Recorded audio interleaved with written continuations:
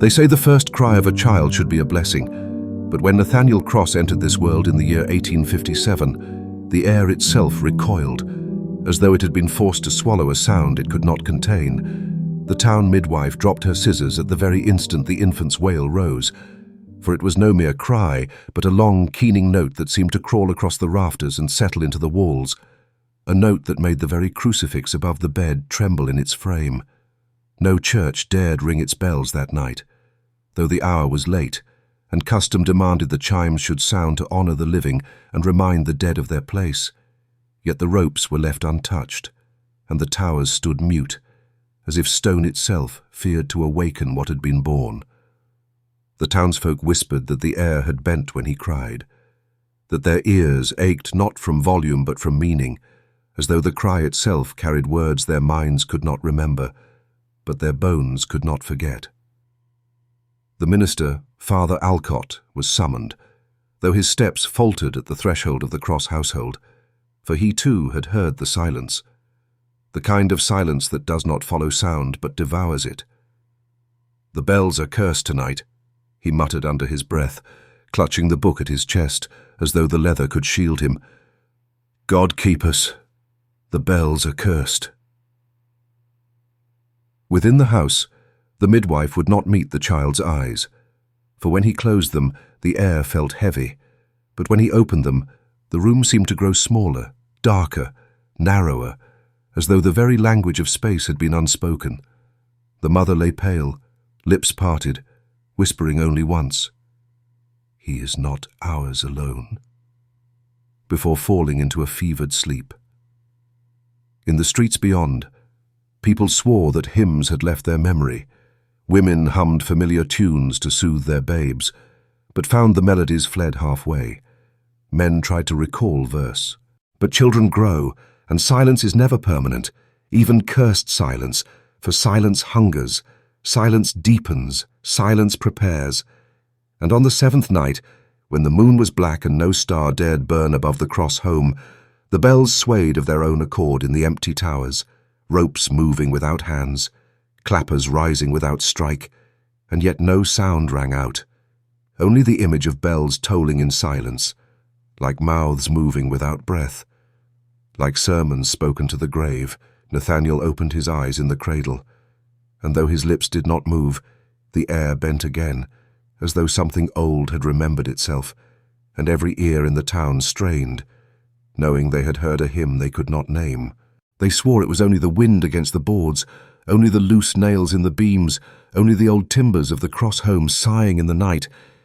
Yet none could deny that the sound came steady, patient, deliberate, as if each creak carried meaning too heavy for language, and the cradle rocked though no hand touched it, rocked as though guided by syllables not born of man.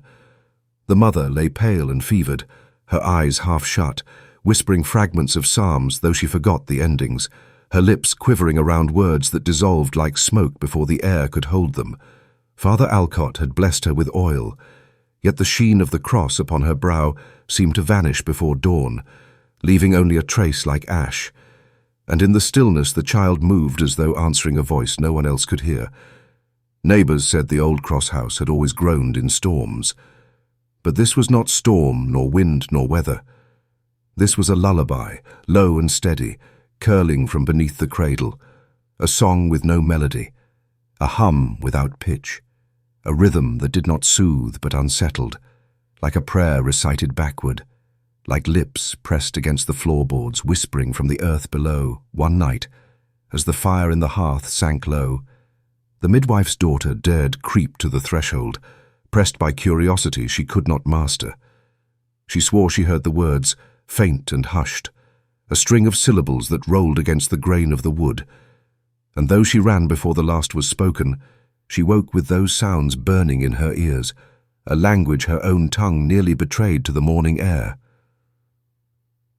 "Rock, rock, rock," whispered the floor, though no voice carried it, only the sound of timber bending and sighing, and yet the cradle moved in time, the babe within gazing at shadows across the ceiling, as though understanding every note, lips parting once, releasing a breath that almost formed the...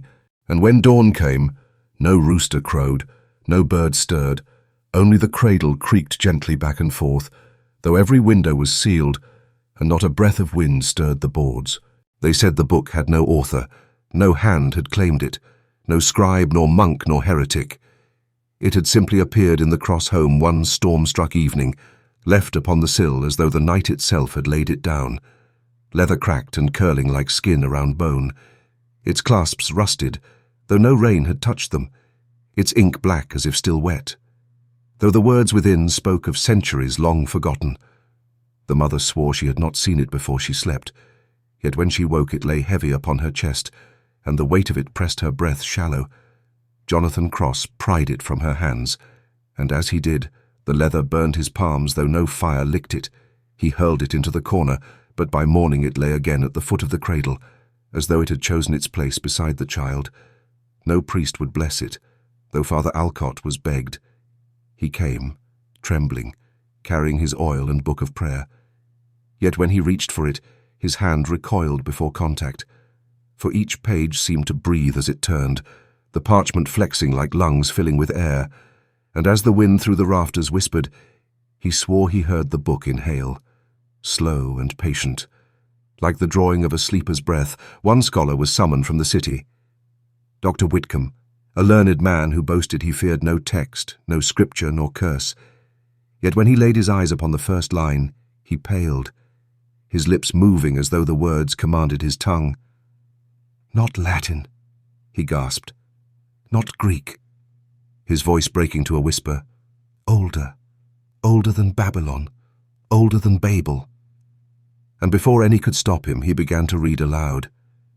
At once Nathaniel stirred in his cradle, eyes snapping open, and from his lips spilled the same cadence, the same impossible syllables, the infant answering word for word, each echo sharper, fuller, truer, as though the scholar's reading were but the shadow and The townsfolk swore afterward that when they peered through the window that night, they saw not candlelight but script scrawled in fire along the walls, words twisting and vanishing before the eye could trace them.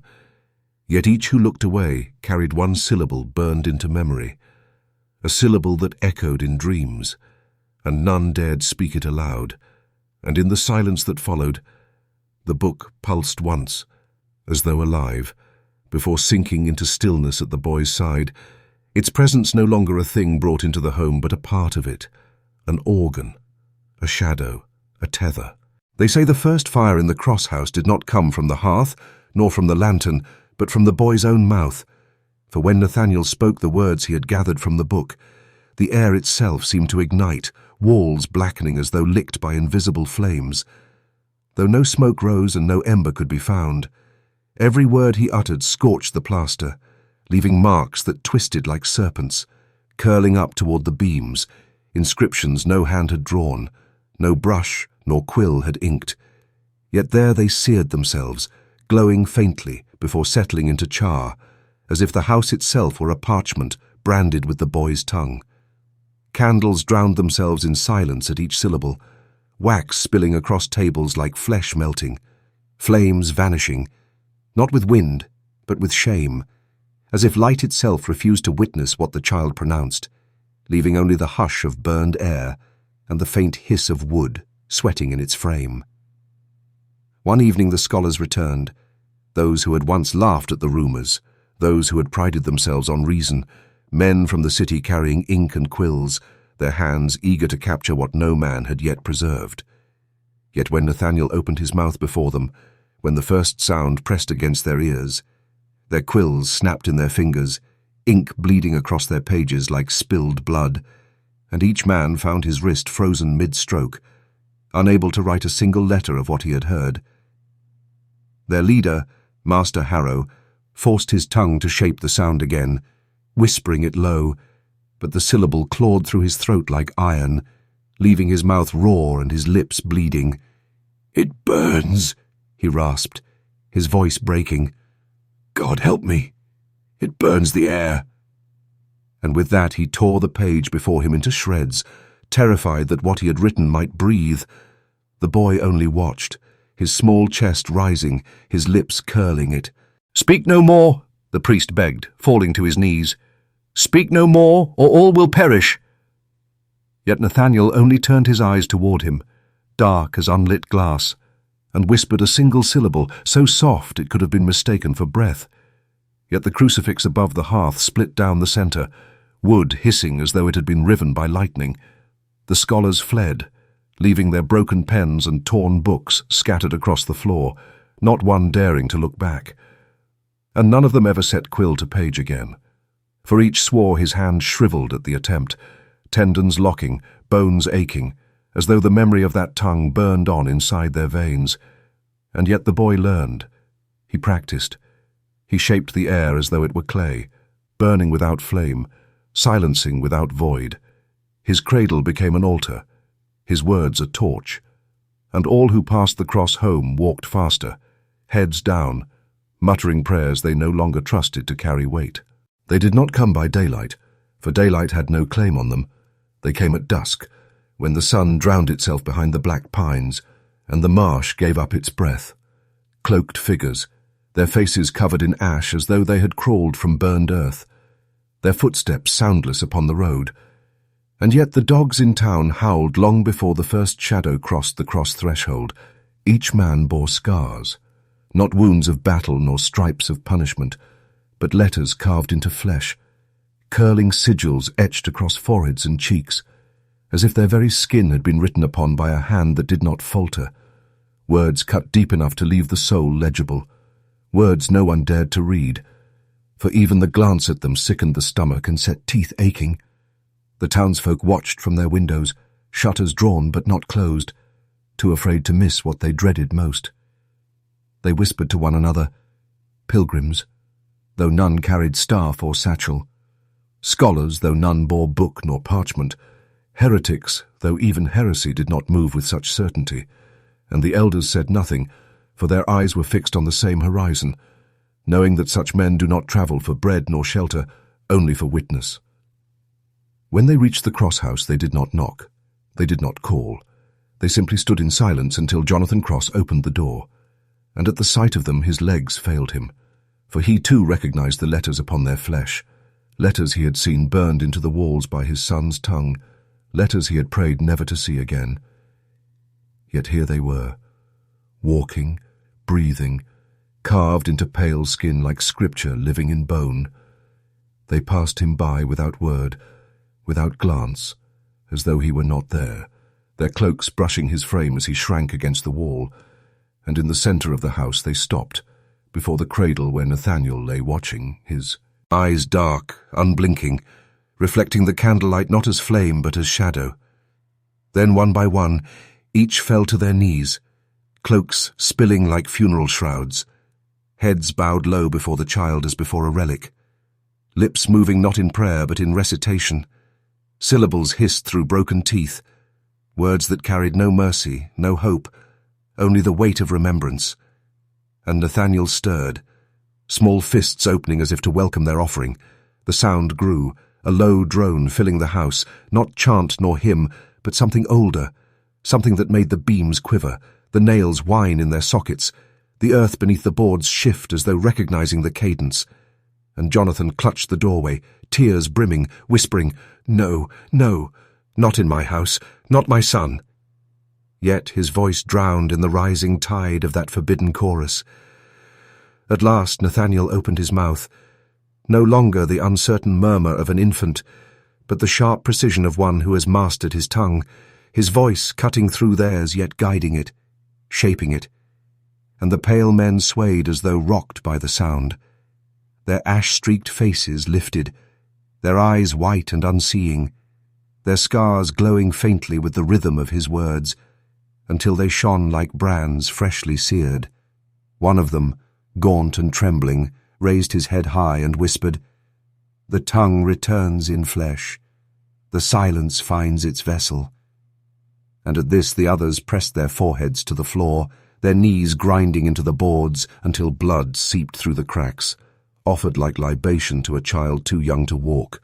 The candle nearest the cradle bent sideways, its flame stretching long and thin, hissing until it snuffed itself out. Yet the room did not grow dark, for the letters on the men's faces burned bright enough to paint the walls, their glow crawling across the house like fireflies of ash, spelling words no one dared speak. And Nathaniel, lips parted, breathed in as though drawing their light into his chest, his cradle trembling as the wood beneath it blackened, every breath making the glow dim upon their flesh, until the men slumped forward, pale bodies collapsing like spent offerings, their cloaks falling limp, their scars cooling to ash. But not all of them died, for one remained upright, his head tilted back, mouth stretched wide as though his voice had been stolen from him, eyes black with devotion, and he whispered one final phrase, so faint it barely reached Jonathan's ears. He remembers. They said his voice did not rise like prayer, but descended like chains lowered into the earth, dragging something vast and unbreathing with it. The sound was neither hymn nor blasphemy, but a fracture in the silence, a bending of the world's ribs. The evening had been still, a copper dusk pressed against the crooked steeples of the town, the river holding its breath as though waiting for some word to fall. The boy stood in the center of the square with no book and no candle, only his shadow spreading across the cobbles like a spilt chalice. The pale men circled him, their ash-marked faces bent low, their scars twitching, as though remembering the blade that carved them. When he opened his mouth, the bells in the tower above groaned, as if struck from within, not by rope nor hand, but by something that pulled them inward. And they refused to ring. The air bent and thickened, soundless but suffocating, like standing beneath the sea. Then the syllables came, heavy, molten, too ancient to belong to any tongue still spoken, too sharp to be the remnants of dead empires, and too alive to be forgotten. They struck the stones and left them blackened, cracked in lines that curved like ribs of something not human. Those watching swore they felt their own lips moving, though they did not will them to, the words forcing breath from their lungs, a low chant rising, not sung, not spoken, but dragged out as if the dead themselves borrowed their throats. Women fled into their houses, nailing shutters closed with trembling hands. Yet even within the plastered walls the sound bled, threading through beams and hearths, until every room was an echo chamber. In the churches, priests bolted doors from the inside, pressing their backs against wood already groaning, as though something pressed from without. The stone saints in alcoves turned their eyes aside. Shadows thickened beneath their lids like bruises, and wax dripped from candles unlit, as if even flame feared the syllables, refusing to stand in their presence. One monk, too shaken to kneel, pressed ink to page to capture the sound phonetically. But as his quill formed the first curve, the parchment blistered beneath it. Black smoke rising, letters curling into shapes that were not letters but wounds, and his hand convulsed until bone tore through skin. He screamed once, and silence devoured it. The others dared not write, dared not even whisper the imitation of those sounds.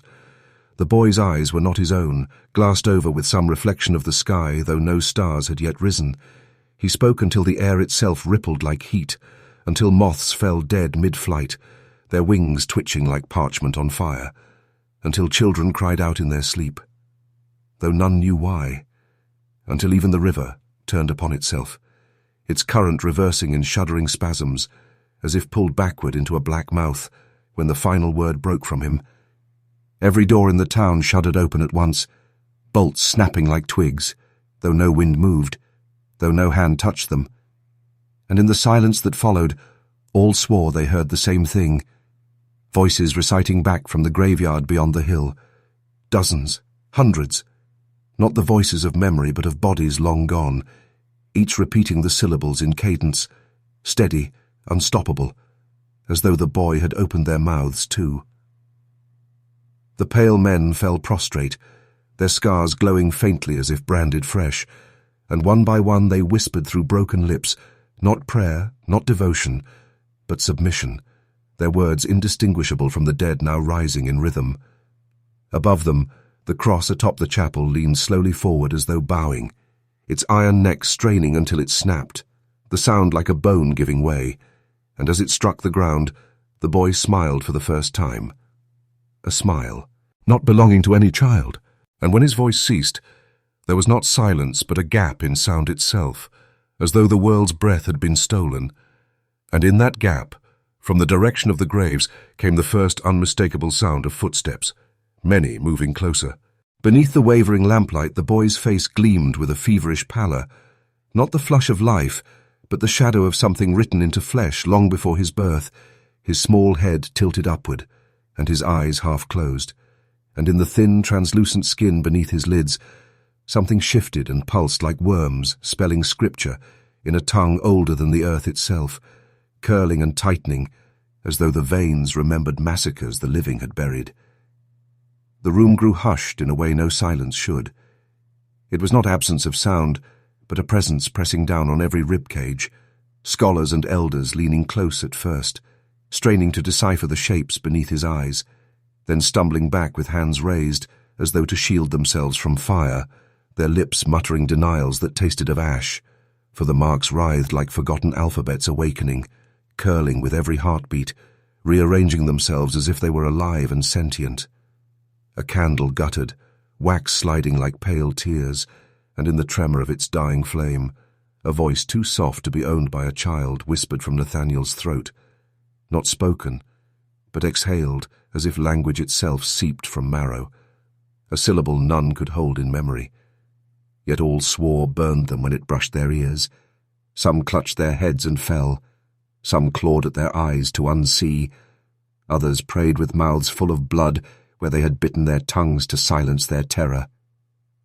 "Do not meet him twice," hissed the widow, who lived beyond the cemetery wall, her voice a cracked warning, for she had seen long ago the same script crawling across the eyes of a dying soldier in the plague years, letters that throbbed until his skull split, and the light of recognition bled from him like smoke, and she swore the boy carried the same ruin within his sockets, a scripture written not to be read, but to consume the reader. Yet one scholar, trembling yet stubborn, lifted the lamp closer to the boy's gaze, desperate to record, desperate to master what others fled. But as the light brushed Nathaniel's face, the mark beneath his skin flared crimson, veins igniting like molten wires, spelling a word that had not been spoken since before bells had voices, and the air cracked as though the room itself recoiled, wood splintering, stone moaning, and ink leaping from their pages in streams of black that crawled toward the boy. The child's eyes fluttered open then, wide and impossibly dark, and in that abyss the shifting mark was no longer beneath the skin, but alive upon the surface, twisting, glowing, branding itself into the gaze of all who remained, searing shapes onto their retinas so they would carry his script forever, even in dreams, even in death. And still the boy smiled faintly, as if the burden was theirs, not his. Outside the wind carried whispers in cadence with the pulsing veins, echoing across the graves, and the earth shuddered as if the letters carved themselves into its very core, etching a curse that no priest would bless and no scholar would confess. For to name it was to be bound to it. And when the lamps burst with a hiss, plunging the chamber into blackness, the last thing any of them saw was the boy's eyes blazing with red script, the mark no longer hidden but crowned upon him like a sigil of kingship, promising that what he carried would not sleep, would not fade, would not forgive.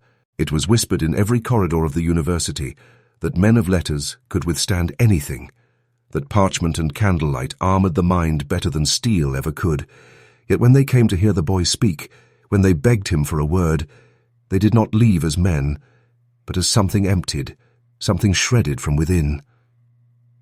The chamber was small, lined with shelves sagging under the weight of ink and dust, a crucifix nailed above the door, though the nails dripped with rust as if weeping.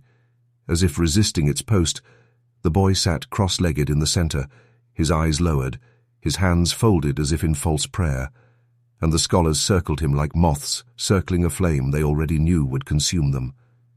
They asked gently at first, voices trembling behind the polish of confidence, "Repeat for us that syllable you once gave to the wind.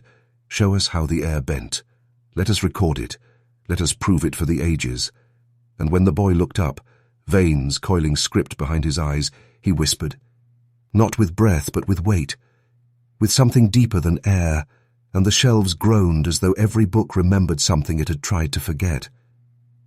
The words slid across the floor like oil, like rot. Glass ink vials cracked without being touched, and the crucifix above the door hung its head lower as though ashamed.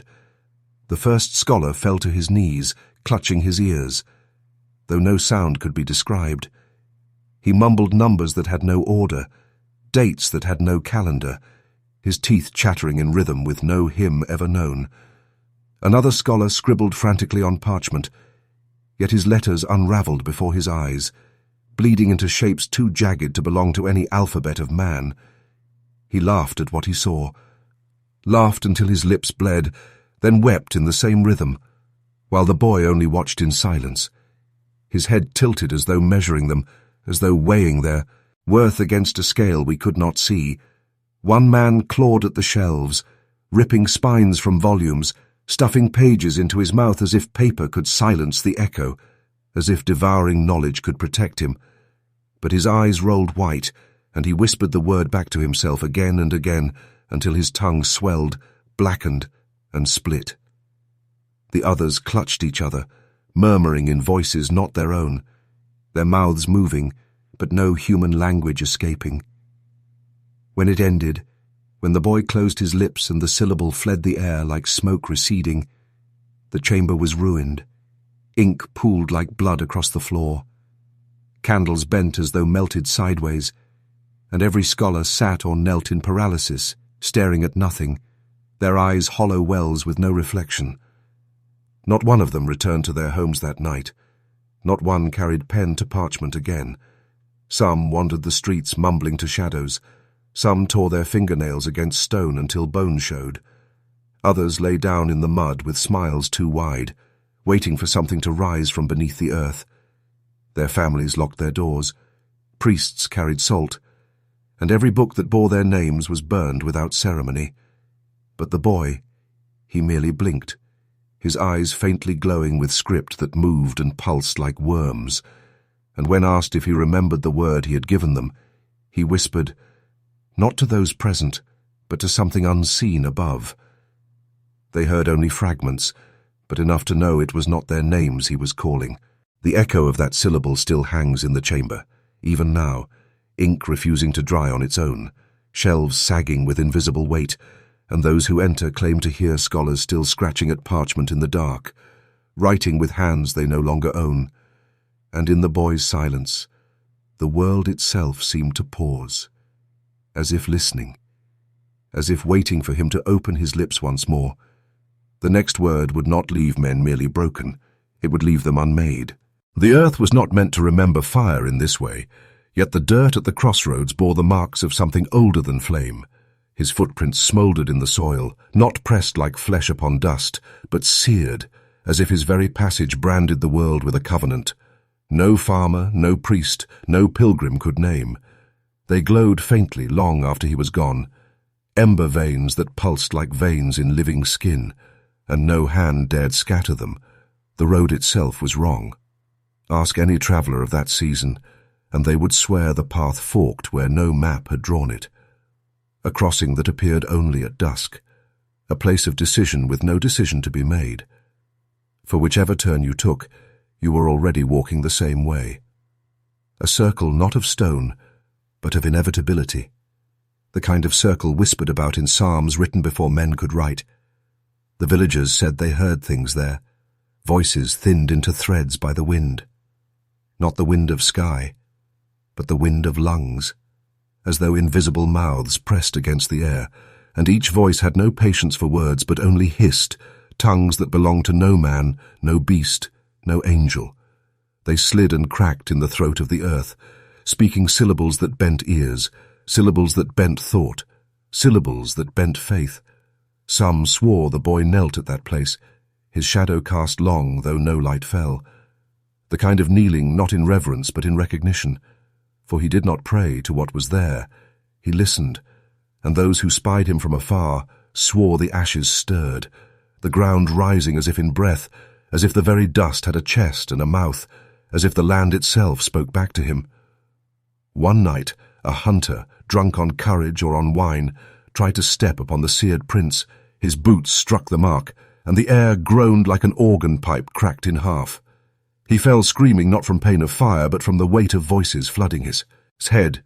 He clawed at his ears until blood stained the dirt. The next morning he was found miles away, blind, whispering of a city made of teeth where bells rang only once. The crossroads grew feared. Wagons detoured for miles. Priests walked backward when passing, muttering prayers they dared not write down. And the children of the town were warned never to set foot near the place. Though children being children always disobey, and when one boy returned white-haired at 12, his eyes inked black by something unseen, the warnings hardened into law, and through it all the boy walked again and again to that place, leaving fresh brands in the dirt, as though the earth itself begged to be carved by him, as though the land craved his passage. And each time the prints grew deeper, darker, until it seemed the soil was not burned but hollowed, falling away into a pit that breathed cold. No one dared follow him past the third night, for on that night the wind no longer hissed. It spoke, not in human words, not in demon growls, but in something between, syllables shaped like knives, each one cutting the silence until silence itself bled. And when the boy raised his head, the ashes at the crossroads lifted like a veil, revealing not dirt, not stone, but stairways descending where no stairways should be. The last thing they saw before fleeing was his small hand reaching out, not toward the earth, not toward the sky, but toward the open dark that answered him with a voice not born of this world. The first to notice was not the mother nor the father, but the wood itself groaning as if in labor, for when night cloaked the house in its black veil, the walls no longer stood still. They breathed, they listened, and then they whispered. What is a home if its beams begin to mutter like mourners circling a grave? What is safety when plaster exhales in syllables too ancient to belong to the human mouth? Each night the child lay in his bed, yet the lullabies came not from lips but from stone, mortar, and rotting lath. The air inside the house thickened like smoke, and the candles sputtered as though afraid to give light to what crept between the boards. Neighbors passing by swore the windows flickered with shadows that had no master. They said the glass itself held fog that pressed outward like breath from something vast buried in the walls. At first the family dismissed it. Wind, they told themselves. Rats, they muttered. Old wood sighing. But wind does not shape syllables, and rats do not call a child's name in a dozen tongues at once. Old wood does not weep when the boy closes his eyes. Yet the plaster did. Streaks running like tears, where no water pipe lived. Salt streaks as though walls themselves remembered. Oceans drowned long before men. One night the father pressed his ear to the wall. He staggered back pale, whispering only once, never again. Though his lips trembled as if stitched with a vow, he refused to speak what he heard. But his hands shook each time he touched stone after that, as if fearing the memory would seep into his skin. The mother tried hymns, scattering holy verses into corners, yet the verses unraveled mid-air, syllables strangled before completion. The walls swallowed them, chewed them like bread, and returned a mockery of prayer. Words reversed, vowels stretched until they cracked like bones.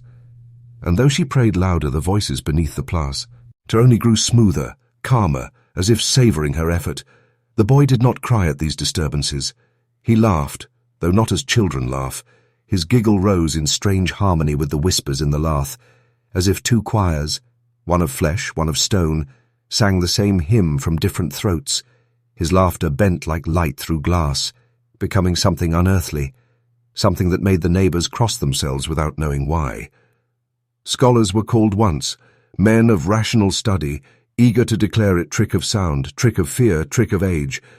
But when they placed stethoscopes to the wall, each dropped them in horror, ears ringing with syllables that clung like burrs, syllables they could not unhear. One man clawed at his ear until blood ran down his neck. Another walked calmly into the river that night and never rose, and yet the boy thrived, growing in strength, though he drank less, ate less, as if nourished not by milk but by murmurs. The walls themselves seemed to pour sustenance into him. Each night he pressed his palm to the plaster, and the plaster throbbed back as though sharing a heartbeat, and those who saw it swore the veins in his wrist darkened with symbols no man dared read. The family fled at last, but the house refused abandonment, for travellers resting within found their names spelled on the floorboards, etched in white ash by morning. Names spoken softly from behind the walls, names they had not uttered aloud, and each traveller swore they left a piece of their soul behind when they walked away. Yet the boy returned, guided by footsteps of ash only he seemed to see. When he lay once more in his room, the house sighed in relief like a beast reunited with its heart. The whispers swelled until every board, every nail, every crack vibrated with adoration, chanting in tongues so dense the air bent as if stone itself bowed. No one could say if the house loved him or feared him, perhaps both, perhaps something beyond both. But those who stood outside that night heard a sound like many throats pressed close together, exhaling one word, one name, and the windows bled condensation, though no rain fell. And when the dawn came, the house remained, silent, still. Yet every passer-by swore they heard their own blood humming to its rhythm. And in the boy's room, as morning seeped grey through the curtains, the plaster peeled back just slightly, revealing not wood nor stone, but something like skin, pale and damp, pulsing faintly, as if the house itself was becoming flesh. And the boy smiled, resting his cheek against it, as if listening to a mother's heartbeat. And then the wall opened its mouth. The hour arrived not with bells, but with a silence so vast it pressed upon the lungs, and when the clock struck 1, it sounded less like a chime, and more like a wound torn open in the fabric of the night. He rose slowly from his bed as though he were summoned by invisible strings, eyes half closed yet gleaming faintly, as though something ancient peered through them. His lips parted before he drew breath, and the sound that followed was not a boy's voice, but the long echo of something that had slept beneath centuries of soil. The room shifted with it, plaster walls groaning as though they remembered storms from before they were built, timber beams bending inward like ribs closing around a heart. The air itself recoiled, heavy, tasting of iron and stone. Candles guttered not from draught but from reverence, as if flame itself could not outshine what rose from his throat. Those who had heard him before whispered of hymns no church dared claim, notes that seemed carved, not sung, rising and falling in cadences older than faith, older than prayer. The language felt wrong in the ear, yet undeniable in the marrow. It seemed to shape the listener, bend them until they fit the shape of the sound, like a body forced into unfamiliar chains. From outside the boy's chamber, the corridors listened, echoing with the recital as though they had veins, and the sound coursed through them like blood. The stone floor quivered beneath bare feet of unseen figures, their shadows stretching longer than any moonlight should allow. But the moon itself had hidden, retreating behind a congregation of clouds blacker than soot, leaving the house to its own dark liturgy. His mother, long since broken by sleepless nights, pressed her back to the door, hands trembling. She dared not enter, but dared less to flee. For each time she had tried to cover her ears, the voice pierced her bones. Regardless. Climby. Anang through her skull, whispering beneath her eyelids, and always, always, a part of her wanted to follow the sound, kneel before it as one kneels before a relic not yet understood. "It is not him," she whispered to herself, the words no louder than breath. "It is not him any more." But the house did not allow lies. The voice within corrected her, speaking over her denial, every syllable sinking deeper until her heart beat in rhythm with it.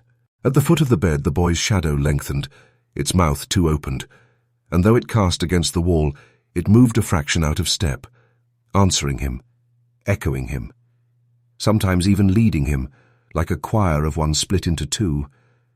The words themselves were indecipherable, but their shape carried weight. They described rivers that ran with ash, towers where men dangled like bells, and winds that carried not air but screams, Images pressed themselves into the listeners' skulls, not shown, but branded. The longer he sang, the more the house transformed, paint blistering as though scorched, glass cracking in windows, not from heat but from resonance, every fracture spelling out jagged letters that dissolved before they could be read. Furniture leaned subtly toward him, drawn into the orbit of a gravity that was not the Earth's. Somewhere below, the clock that had struck one began to tick backwards, its hands twitching like severed limbs, time bent or bowed, uncertain whether to crawl forward or fall prostrate before what was being sung into existence. One scholar, a man who had begged for permission to witness, knelt in the corner, scribbling frantically, ink spilling across the floorboards, his hands unable to keep pace with the torrent of words pouring into his ears. His eyes rolled white with strain, mouth muttering what the boy spoke, lips torn raw from repetition. Yet he smiled through blood, whispering, "I almost have it. I almost have it." The boy did not notice him, or perhaps he noticed too well, for each syllable seemed to peel the man's sanity like bark from wood. And still the recital continued, its pace neither rushed nor languid, but eternal, as though it had always been happening, and only now the world had leaned close enough to hear. At the window, the glass fogged despite the night's cold. Something pressed against it from outside. Hands. Not human, or too thin, too many fingers, sliding down the panes, leaving trails like frost but darker, as though absence itself could smear across glass. And still the boy sang.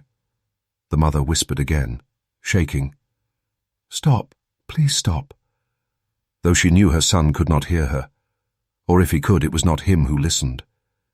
But the choir of centuries woven through his throat, and the voice that answered her from within the walls was not his, but deeper, older, chuckling low like an organ pipe groaning under weight.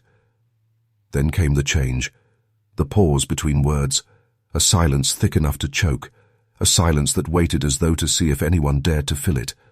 The candles drowned themselves in their own wax, leaving the room dark, except for the faint glow in the boy's open mouth. Lightless yet luminous, a colour that had no name. The recital began again, softer now, almost tender, but the tenderness of a knife resting against skin before pressing deeper.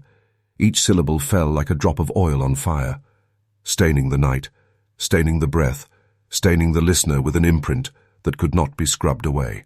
The moon, still hidden, seemed to pull farther back, shrinking as though fleeing, leaving only a circle of blank sky where it had been, and the house groaned once more, but this time as if bending lower, bowing fully before the sound. And then, just as the air seemed ready to shatter entirely, the boy stopped breathing altogether, chest unmoving, lips parted, his body frozen in an unfinished word. And yet the recital continued, echoing not from him, but from everywhere else. The walls, the floorboards, the dark beyond the window, the hollow sky where the moon had been. The sound swelled, filling every vein of the house, and his mother, falling to her knees outside the door, lifted her eyes to the ceiling just as it split with a crack like thunder, plaster raining down, and in the fissure above something enormous shifted, a mouth without form opening wide. The recital ended in one final note, drawn long, heavy, unbroken, and with it came the sound of stone grinding against stone, as though an ancient door had begun to open, and then silence, perfect and suffocating, as if the world itself had stopped to listen. And when she dared lift her eyes again, she saw the boy's shadow still singing, though his body stood silent, mouth closed, eyes black and still, his shadow swaying as if caught in a wind that had not yet arrived. It begins, as all forbidden things do, with the scratching of a name that was never meant to be remembered. The boy's hand shook, but not from fear, not from fatigue, but from something older than him, something that pressed through his bones as if his flesh were only a sheath for another will entirely. He carved the name with a rusted nail into the smooth face of cedar, and as the splintered letters bled into shape, the air grew colder. The room, once warm with the dull glow of an oil lamp, seemed to inhale, pulling its breath through cracks in the stone walls, drawing every shadow toward the jagged line of that first word. It was not a name any village tongue could form, not a syllable taught in schools or whispered by mothers to children. It was the type of name that arrived like a fever, half-sensed in the marrow, waiting for a hand to drag it into the open. When the nail lifted, the wood hissed, and that should have been enough. Any sane creature would have stopped there. But he, called by voices that had never learned to rest, continued. His hands pressed on with a certainty that did not belong to him. Every stroke carved deeper, through cedar, through flesh, through stone, until the circle began to form. A circle, yes, but imperfect, jagged at its edges, as though it remembered being whole, but refused to be completed in human hands. The villagers would later whisper that he had written too many names, that he had stolen syllables from graves, that he had given form to the nameless. But the truth was worse. He had not invented them. He had recalled them, and memory is far more dangerous than imagination. In the black of the night, the circle widened, each name carved with a soundless groan, as if the world itself resisted the trespass. Outside the shuttered window, dogs whined low in their throats, pressing bellies to the dirt, refusing to howl, refusing to call. Attention to what stirred. The lamp guttered, bent by a draught that had no source. His lips moved, though he did not speak. His breath carried syllables the ear could not hold, words too jagged to rest in language. They slid past him like broken glass over stone. "Not mine, not mine," he whispered. Or perhaps it was the wood whispering back. The circle closed. The names inside it flickered like coals not yet cooled. They did not shine, but glowed with the color of rot. Each mark hummed, low and steady, a vibration more felt in the teeth than heard by the ear. And then the earth answered. It was not a quake of soil or shifting of roots, but something deeper. The earth as memory. The ground outside cracked, fine lines spreading from the foundation of the house, creeping outward like veins. The old oak on the hill shuddered and bent, though no wind moved its branches. Inside, he pressed his hand against the carvings, blood smearing into the grooves. His veins surged with cold, not like water, but like iron. Something old and waiting had taken hold. "Who calls us?" A voice slithered, but not from any throat. It came from the wood, from the stone, from the boy's very shadow. Every name he had cut seemed to answer itself. A chorus of those who had been denied the peace of silence. He tried to step back, but the circle would not release him. His heels scraped the dirt, but his body leaned forward, pulled as though by hooks sunk behind his eyes. "They remember," he muttered, voice breaking. "They remember too much." And in the silence that followed, the air grew heavy, pressing downward as though the sky itself were sinking. The lamp went out, the dark thickened, and within that dark, the names did not fade. Instead, they burned more brightly, the letters searing against vision, so that even with eyes closed, he could see them carved across the black of his mind. His tongue curled against his will, forming those same forbidden syllables. The room echoed, though no human ear could have traced the words. The circle tightened, pulsing like a wound that would not close. Outside, the village shifted uneasily in its sleep. Infants cried. Out in unison, livestock pressed against their pens. The well water trembled without cause, and in that small room the boy's skin began to split, where the veins rose sharp against the flesh, curling into the same shapes he had carved. Names written beneath the skin, glowing, swelling. The circle was no longer on the wood alone. It was in him, through him, around him. At last the voices drew close, hushed, pressing into his ear as though lips brushed his skin. "Write us in stone, write us in bone. We will answer." His hand raised again, though the nail was gone. His fingertip traced the air, drawing letters of smoke. The unseen bled into the seen. Marks that stank of sulphur and rot hung in the air like banners. He could not stop. He carved into nothing, and nothing carved back. The floor split beneath him with a groan, a gap opening not into soil but into something blacker than night. The sound of countless voices rising, each carrying the weight of a forgotten name. Names scraped from tombs, from drowned ships, from fire pits where no cross ever stood. The circle expanded, pushing against the house, bending the walls outward, plaster cracked, wood bowed, as if the structure itself tried to flee what it contained. And just before the collapse, just before the earth swallowed or the sky descended, the boy lifted his head. His eyes were gone, replaced with whirls of carved script that still moved, still rearranged, never still, never finished. He opened his mouth to scream, but the sound was not his own. It was a roll call, long and merciless, a litany of names the living should never hear. The night bled with it, the stars dimmed, and the villagers, waking to a silence far too deep, would find no boy, no house, only the circle, carved into the ground where nothing else remained, and in the dirt, fresh letters still carved themselves. Unseen hands working tirelessly, writing. The circle was not finished. It never would be.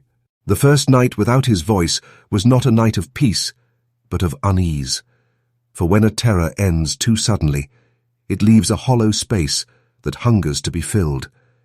The people of the town had waited years for this moment. When the boy, whose throat had been cursed into a choir of voices, fell quiet at last, his lips sealed, his chest unmoving, and the echoes that had rolled like thunder from his mouth finally stilled.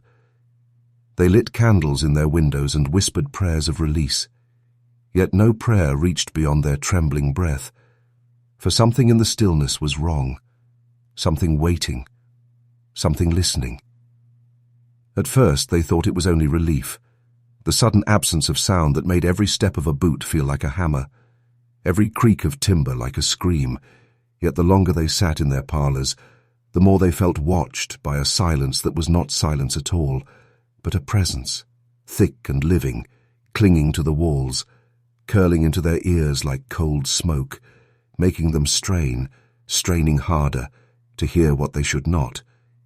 In the inn, where townsfolk gathered to share comfort, old Harrow whispered, "It's too still by far.